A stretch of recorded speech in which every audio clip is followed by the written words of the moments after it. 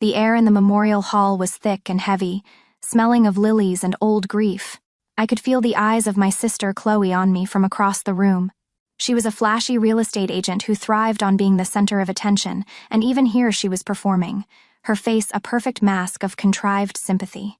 A subtle vibration against my palm drew my eyes down. My husband Leo's name was on the screen. The message was short, a simple warning that confirmed what I already knew. Don't react. Your sister Isis recording you. I took a slow, steadying breath, my expression unchanged. My thumb moved with practiced deliberation, typing a single 5-letter word. Raven. I hit send. In the crushing silence, a sound rippled through the room. Not a word, but a synchronized movement. A dozen men in dark, well-fitted suits rose to their feet in perfect, unnerving unison. They didn't speak. They simply stood, a silent wall of disciplined power. A collective gasp swept through the mourners as their heads turned, following the invisible lines of force that all pointed back to me. I watched as Chloe's face, once so smug and confident, collapsed into pure, panicked confusion. Her trap had just sprung on her. It had started an hour before, in the small anteroom where I was trying to comfort my distraught mother. Chloe had burst in, not to help, but to complain, her voice sharp enough to cut glass. She was furious that I was scheduled to give a eulogy for our father. In front of his oldest business partners, she pointed a finger at me, her voice dripping with condescension. You don't get it, Aris. You with your boring government desk job. You don't understand real-world pressure or what Dad was really about. She thought she was landing a familiar blow, another entry in the long ledger of my perceived failures. For her, I was still the quiet, intellectual girl who never quite measured up. The dismissive pat on the head, the praise for her killer instinct while my accomplishments were ignored. It all echoed in that one sentence. She smiled, thinking she had won. You should just sit and let the adults handle this. A cold fury, quiet and absolute, settled in my gut. She wasn't just insulting me. She was trying to professionally neutralize me before the reading of the will. She wanted me to be seen as insignificant, an emotionally fragile child. She thought she was setting a trap, hoping to record an emotional outburst to prove I was unstable. She had no idea she was the primary target of a threat assessment I'd authorized an hour ago. To understand why my husband's entire SEAL team was at my father's funeral, you have to understand the war she started long before he died. To see me in my family's world was to see a ghost at a feast. The memory that defined it all was a family dinner, years before my father's passing. The air was thick with the scent of roasted chicken and Chloe's perfume. My father, a man who measured worth in decibels and dollar signs, raised his glass. He launched into a booming toast for my sister, celebrating a big real estate commission she'd just earned. He praised her killer instinct, her ambition, her drive. Everyone applauded, their faces turned towards Chloe, the golden sun around which our family orbited. When the noise died down, I cleared my throat, my voice feeling small in the sudden quiet. I mentioned, almost as an apology, that I had just been published in a prestigious national security journal. My father turned to me, his smile wavering for a second. He gave my arm a condescending pat. That's nice, sweetie. All that reading. He looked back at the table, his voice booming again. But Chloe is out there in the real world, making things happen. Chloe shot me a triumphant smirk from across the table. In that moment, I didn't just feel the sting of his dismissal. I felt the weight of the internal ledger, every past entry flashing in my mind. The science fair project he missed for her soccer game, the student loans. I had to secure on my own because her new car was more important, the 10 years of money is tight that never seemed to apply to her. I just nodded, a polite smile fixed on my face, while inside a quiet, cold voice simply said, "Of course. This is how it is." Now, compare that to my other world. A world they couldn't even imagine. Picture a room with no windows, deep inside the Pentagon. The only light comes from the glow of a massive screen, the only sound the quiet hum of filtered air. In this room, I wasn't Aris, the disappointing daughter. I was Raven, a senior intelligence analyst for the DIA. On the screen were the hard, tired faces of a Tier 1 unit, broadcasting from a dusty, undisclosed location thousands of miles away. Among them was my husband, Leo, a man they called Ares, the leader of this SEAL team and someone who knew the real me. He wasn't just my partner. He was an operational asset who valued my mind more than my father ever had. I wasn't there as a wife offering support. I was their strategist, giving the final brief for a critical mission. My voice was calm, authoritative, and clear. "We'll be leveraging their confirmation bias," I explained, pointing to a diagram on the screen. "The primary target is psychologically profiled as a classic narcissist, so we exploit his ego. We make him think our move is his idea." I looked directly at the camera, at my husband. "Aries, your team is the kinetic element, the fist. But my intel is what guides that fist to the target. My intel is what gets you home." There were no condescending pats on the head here. There was only silence, focus, and the quiet, absolute respect of the most dangerous men on the planet. They listened, they nodded, and when I was done, Leo's voice came back, crisp and clear. "Copy, Raven. We move on your word."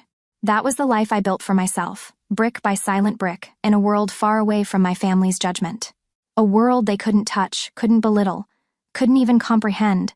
The isolation was necessary, a truth reinforced every time I had to speak with my mother, Carol, a woman who believed that peace at any price was a worthy goal, even if I was the one who always paid. I remember calling her a few months before Dad passed, after Chloe had sabotaged a career opportunity for me out of sheer spite. I was looking for something. Support, maybe, understanding. Instead, I got a tired sigh. "Aris, please," she had whispered into the phone. "Just let Chloe have this. You know how she is. It's just easier for everyone if you keep the peace. Easier for everyone." Those words echoed in my head. Easier for them to sacrifice my peace for their comfort. It was in that moment I understood with chilling clarity that I was utterly alone in that family. They were not my tribe. My tribe was the group of quiet professionals who trusted me with their lives.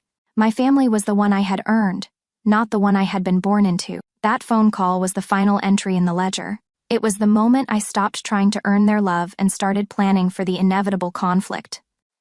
For years, I had tried to speak their emotional language, hoping they'd finally see me. But they only respected one thing: dominance. So I decided I would finally speak to them in the only language they understood. The night my father died, the house was filled with a strange, hollow silence. But my sister, Chloe, was anything but silent. I could hear her in the other room, her voice a low, urgent murmur on the phone, not to grieving relatives but to lawyers. She was already maneuvering, staking her claim, treating our father's death as the opening bell for a race to the inheritance. I sat perfectly still on the sofa, watching her silhouette move behind the door, and I felt nothing. The grief was there, a deep, cold ocean inside me, but on the surface, there was only observation. I was no longer watching my sister, I was assessing a hostile actor. The emotional part of my brain had shut down, and the analyst had taken over. The decision was not born of anger, but of necessity. It was a cold, precise calculation. Chloe was a threat to be managed, and the memorial would be the arena.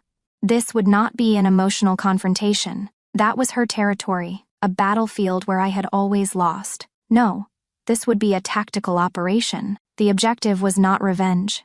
It was threat neutralization. Later that night, I made a call on a secure line. My husband, Leo, answered on the first ring. My voice was flat, devoid of the emotion I knew he would have expected from a grieving wife.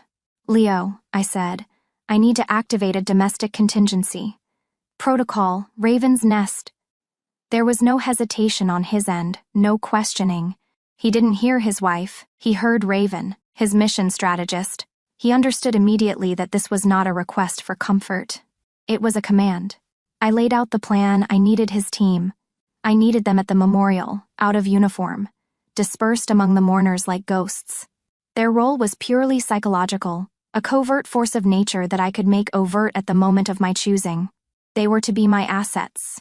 Leo's voice came back, a rock of stability in my swirling world. "Copy, Raven. The team is yours," he confirmed. "They'll be your eyes and ears, dispersed, low profile, awaiting your signal. They'd be honored to have your back on home soil." After we hung up, I opened my laptop. Instead of looking at eulogies or floral arrangements, I pulled up a satellite image in the floor plan of the funeral home. My fingers moved across the keyboard with practiced ease, placing markers, mapping sightlines, and positioning my team. I wasn't a daughter planning a memorial. I was a strategist, deploying a deterrent. Chloe thought she was bringing a hidden camera to a family drama. I was bringing a Tier 1 special operations team to a PSY op. She had no idea she wasn't just entering a memorial hall, she was entering my world, by my rules. We returned to the memorial service, and the room felt like a pressure cooker. The air was thick with the cloying sweetness of flowers and the unspoken tension of a family at war. My sister, Chloe, was in her element, playing the part of the devoted, heartbroken daughter. She moved through the crowd, accepting condolences with a perfectly crafted expression of sorrow, but I could feel her eyes on me constantly.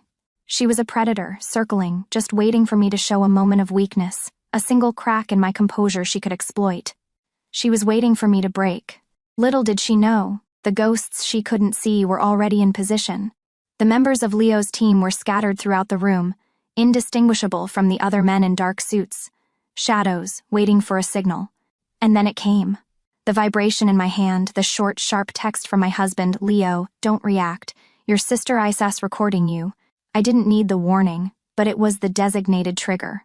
My gaze lifted from my phone, and I began a slow, deliberate scan of the room, my face a carefully maintained mask of placid grief. My eyes met Leo's for a fraction of a second. A barely perceptible nod. Then my gaze swept on, briefly locking with a man near the back, then another by the window. Each one met my eyes with a look of calm, absolute readiness. They were my assets, and they were primed. I lowered my eyes back to my phone. My thumb hovered, then typed the single word that would change everything. Raven. I hit send. For a full second, nothing happened. The officiant continued to speak in low, somber tones. Chloe's subtle smirk widened, thinking she had me. Then, Leo stood up. He didn't make a sound. He simply rose to his full height, a silent, powerful sentinel. A few people noticed, their heads turning. Then, across the aisle, another man rose, mirroring Leo's posture exactly. Then 2 more in the back. In less than 5 seconds, a dozen men were on their feet, a silent, unified wall of disciplined power. Their posture was identical, feet shoulder-width apart, hands clasped behind their backs.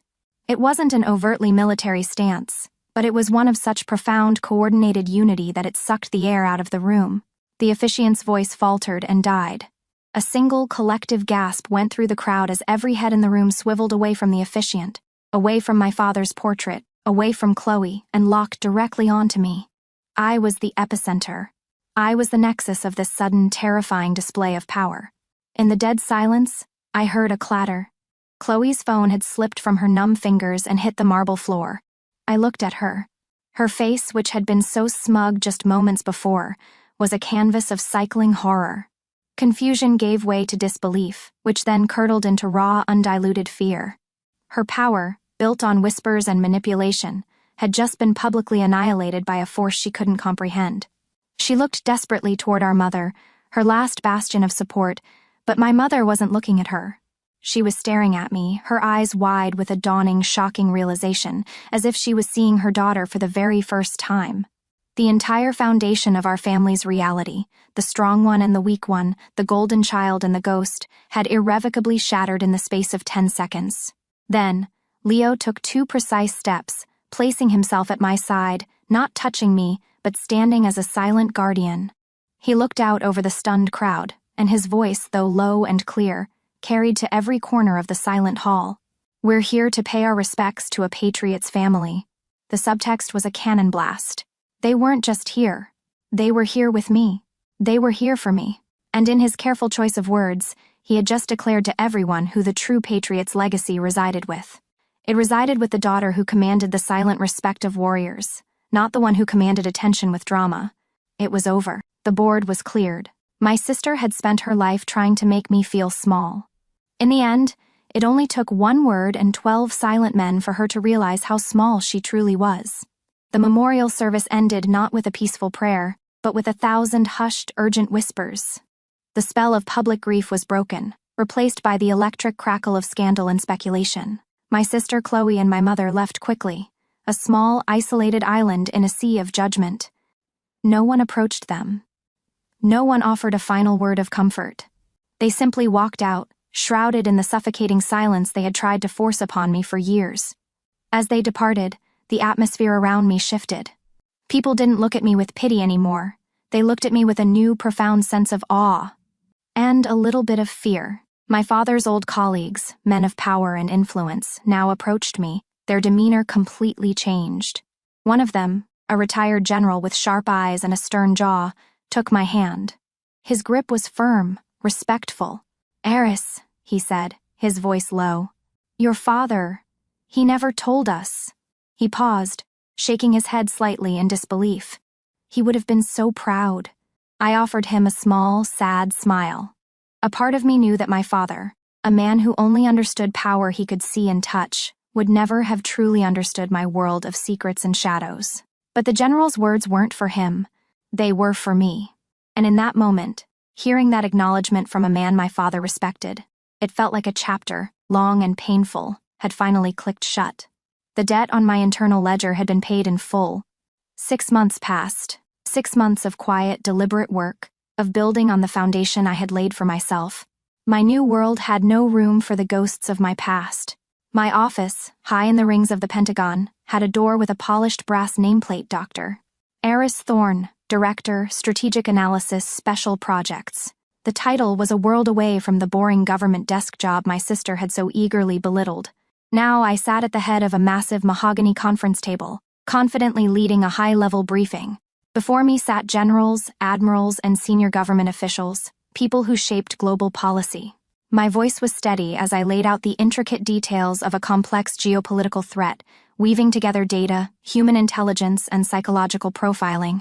Here, in this room, my intellect wasn't just tolerated, it was a national asset. I was in complete command.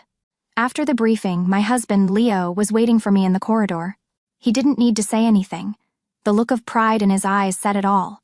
We walked together through the long, quiet hallways, our steps falling into an easy, familiar rhythm. There was no need for grand pronouncements or emotional validation between us. Ours was a partnership of equals, forged in the fires of a world my family could never comprehend.